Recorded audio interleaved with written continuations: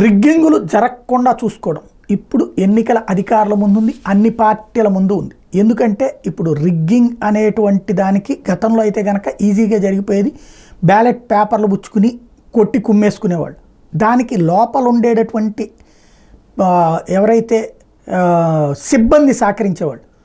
ఇప్పుడు సిబ్బంది మీద అనుమానాలు సహజంగా వ్యక్తమవుతుంటాయి. ఎందుకంటే యాంటీ గవర్నమెంట్ ప్రో గవర్నమెంట్ అనేటువంటి సిచ్యుయేషన్తో వచ్చినటువంటి ఎన్నికలు కాబట్టి ప్రతి అభ్యర్థి, ప్రతి ఏజెంటు, ప్రతి పోలీసు, ప్రతి ఎన్నికల అధికారి సంసిద్ధంగా ఉండాలి.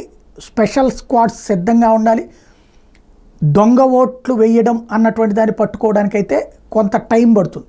బట్ రిగ్గింగ్ అయితే వెంటనే పట్టుకోవచ్చు. బూత్ క్యాప్చరింగ్ రిగ్గింగ్ అంటారు. బూత్ క్యాప్చరింగ్ అంటే ఆ బూత్లోకి ఎవరిని రానియకుండా ఓట్లన్నీ వేసేసుకుంటూ ఉండటం. ఇదివరకైతే గుద్దేసుకోవచ్చు, కానీ ఇప్పుడు ఒక్కొక్కటి పడాలి అంటే అక్కడ ఉన్నటువంటి రిటర్నింగ్ ఆఫీసర్ హెల్ప్ కావాలి. అదే సందర్భంలో రిగ్గింగ్ అంటే రిటర్నింగ్ ఆఫీసర్ని కూడా పక్కనకి పంపించేసేసి గుద్దేసుకోవడం లేదా నొక్కేసుకోవడం, ఇది జరిగేటటువంటి ప్రయత్నాలు చేస్తారు సహజంగా. ఎవరికి వాళ్ళు చేస్తూ ఉంటుంటారు. ఇప్పుడు అప్రమత్తంగా ఉండాల్సింది మాత్రం అధికార యంత్రాంగం.